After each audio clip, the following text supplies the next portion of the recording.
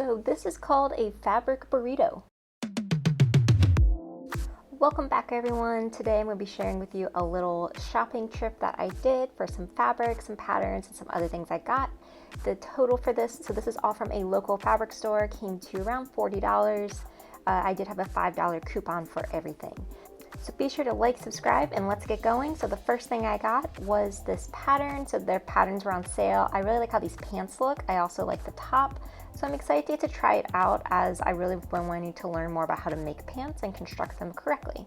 Next, I got this really fun bat fabric for Halloween. I'm in the process of making a Halloween quilt, and this will be the backing for it. You can see this is my fabric that I actually got over the summer on vacation, and I'm finally making the quilt for it. So I think it's going to work really well for the back as well as the binding.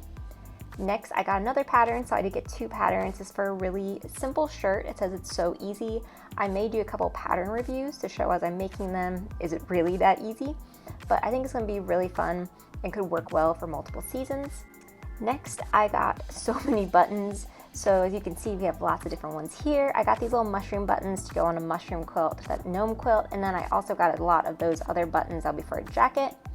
And then next, I got what they're calling a fabric burrito. So this is about 2 yards of this blue knit material. That it's in there similar to like how Joann Fabrics has that remnant section. They have it kind of in this big clearance.